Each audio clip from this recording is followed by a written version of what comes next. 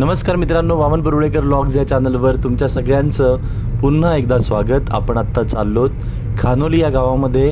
तुम्हाला आठवत असेल यापूर्वी मी 2 व्हिडिओ अपलोड केलेत, एक वेंगुर्ल्यातील रामेश्वर मंदिराचा आणि एक मठ गावातील स्वयंभू मंदिराचा। आणि या दोन्ही गावामध्ये जो महाशिवरात्र उत्सव होता तो मी कव्हर करायचा प्रयत्न केला। तसाच आता एक मिनी ब्लॉग मी खानोलीचा पण करतोय। आत्ता संध्याकाळची वेळ आहे आणि मी खानोली गावाकडे चाललो आहे। आता मी खानोली गावात पोहोचलो आहे आणि इथला जो उत्सव असतो तो कंपॅरेटिव्ह म्हणजे वेंगुर्ला किंवा मठ या गावापेक्षा मोठा उत्सव असतो। पंचक्रोशीतली लोक, बाहेरचीही लोक येतात आणि त्यामुळे इथे गर्दी पण बघताय तुम्ही। गाडी लावायला खूप मागे आपण आलोत आणि चालत आता निघालोत। ते मंदिराजवळ पोहोचलोत आपण आणि तुम्ही इथेच लाईन बघताय। हे सातेरी मंदिर आहे इथे जवळ रस्त्याच्या बाजूला, इथूनच लाईन सुरू झाली आहे। आणि इथलं एक आश्चर्य आहे की इथे जे महाशिवरात्रीला शंकराच्या मंदिरामध्ये गर्दी हवी ती इथे रवळनाथ मंदिरामध्ये गर्दी बघायला मिळते। इथलं सातेरी मंदिर, भूमाता सातेरी, मी तुम्हाला त्याचं तरंग जे होतं सातेरीचं ते मठ गावात दाखवलं होतं, तुम्हाला आठवत असेल तर। आता ही लाईन तुम्हाला दिसत असेल बघा, तिथे ती मंदिराच्याही पुढे गेली आहे आता आणि ही पूर्ण लाईन अशी त्या रवळनाथ मंदिरापर्यंत एवढी मोठी लाईन आहे। आणि हे जे दिसतंय तुम्हाला हे इथलं शंकराचं मंदिर आहे, म्हणजे सिद्धेश्वर मंदिर। सो आपण आता मंदिरात जाऊया आणि शंकराचं दर्शन घेऊया, कारण आज महाशिवरात्र आहे। सो त्या दृष्टीने आपण आलोत, तर दर्शन घेऊया आपण। ते बघा, हे मालवणी वाईब्स आहेत। मालवणी जत्रा असा, मालवणी एक उत्सव असा, त्यामुळे तुमका इथे हे केळी विकणारे सगळे दिसतले। बाकी या मंदिरचा असा, मालवणीमध्ये मी थोडंसं सुरुवात केलं आहे त्यामुळे म्हटलं कंटिन्यू करूया। या मंदिरचा असा आता तुम्ही बघतायत रामेश्वर मंदिर सारख्याच ह्याची सजावट असा किंवा जे खांब वगैरे असतात ते सिमिलर असतात।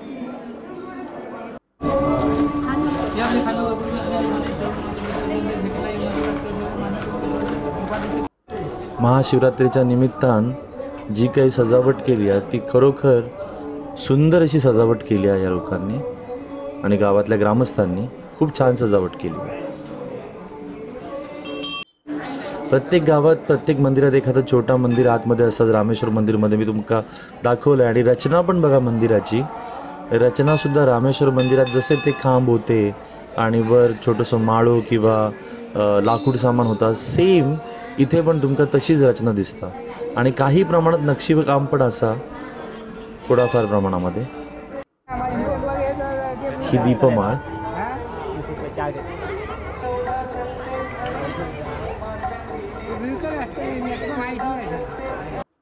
आता हे थोडंसं नॉस्टॅल्जिक, थोडंसं ज्या लोकांनी लहानपण इथे घालवलं असेल त्यांच्यासाठी जत्रा भरली आहे।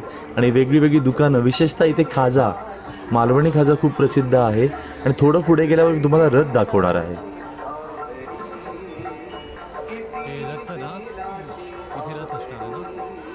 सो हा इथला रथ, जसं मी तुम्हाला वेंगुर्ला रामेश्वर मंदिरामध्ये रथ दाखवला होता तसाच हा रथ इथे दिसतोय।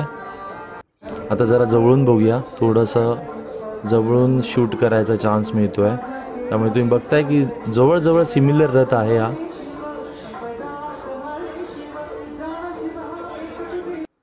ही चाकं वगैरे मोठी जशी रामेश्वर मंदिरामध्ये होती त्याचप्रमाणे घोडे, सगळेजण पाया पडतात आत। अर्थात मूर्ती किंवा काही नाही आहे, ते रात्री फिरवताना ठेवतील।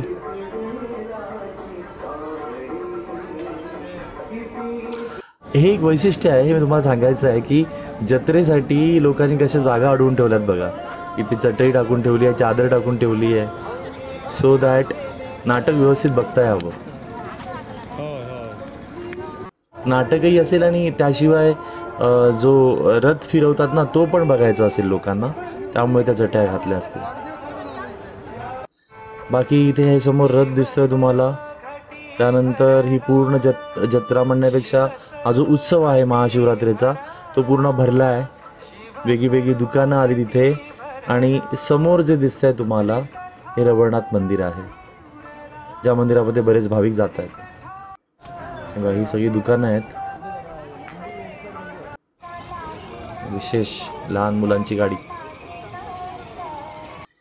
बाकी तुम्ही बघताय भरपूर प्रमाणावर दुकानं इथे आलेली आहेत. अर्थात मी तुम्हाला म्हटलं की हा उत्सव पण मोठा आहे.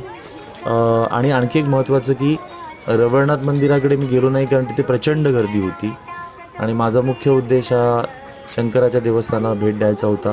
पण इथल्या लोकांची मुख्य देवस्थान रवळनाथ असल्यामुळे इथल्या लोकांना, जे गावचे लोक आहेत इथले, विशेषतः खानोली ग्रामस्थ, त्याशिवाय इथले रिलेटिव्स जे कोणी असतील ते सगळे तिथे जाऊन पाया पडतात रवळनाथाला आणि तदनंतर ते सिद्धेश्वरला पाया पडतात.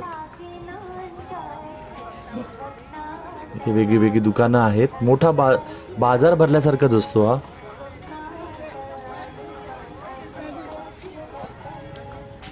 चायनीज, हे खाज्याचं दुकान आहे. हे बघा, हे सगळे खाजावाले आहेत. हे चायनीज वगैरे आता आलं आहे सगळं, पण पूर्वी हे बघा विघ्नेश गावडे खाजं, वेगळ्या वेगळ्या एरियामधून लोक येतात इथे आणि दुकानं असतात. तात्पुरतं पोलीस केंद्र पण असतं, तात्पुरतं बस स्टँड पण असतं इथे, कारण मोठ्या प्रमाणावर भाविक येतात वेंगुर्ल्यातून, कुडाळवरून. इथे बघा हे गावडे बंधूंचं दुकान आहे इथे. आता तुम्हाला घेऊन जातो मी हॉटेलमध्ये. इथे आलो तर चहा पिऊनच जाऊ. हे बघा, हे हॉटेल आहे. इथे भजी मिळतील आपल्याला आणि चहा पण मिळेल. आणि अशा प्रकारच्या जत्रा किंवा उत्सवात आल्यावर विशेषतः कोकणामध्ये इथे भजी आणि चहा पिऊनच जायचं असतं. ही प्रथाच आहे. ही भजी आपण पार्सल अशी करून घेतो आणि तिकडे ती गरम गरम भजी काढतायत काका. सो हा नजारा नॉस्टॅल्जिक आहे काही लोकांसाठी, बऱ्याच दिवसांनी जे बघतायत त्यांच्यासाठी. बाकी पुन्हा एकदा ही काही दुकानं आहेत आणि आता मी हा व्लॉग थांबवतोय. माझा मिनी व्लॉग होता कारण मला पुढे पण जायचं आहे आणि तुम्हाला जाता जाता मी बस स्टँड पण दाखवेन जे तात्पुरतं तयार करतात. इथे पण बघा बाबी सावंत ब्रँड आहे हा इथला फेमस ब्रँड. सो इथे हे बस स्टँड, हे बघा ही बस पण लागली आहे आणि मी माझा ब्लॉग आता इथे संपवतो आहे. मित्रांनो, तुम्हाला हा ब्लॉग कसा वाटला मला सांगायला विसरू नका आणि आवडला असेल तर लाईक करायला मात्र विसरू नका. धन्यवाद.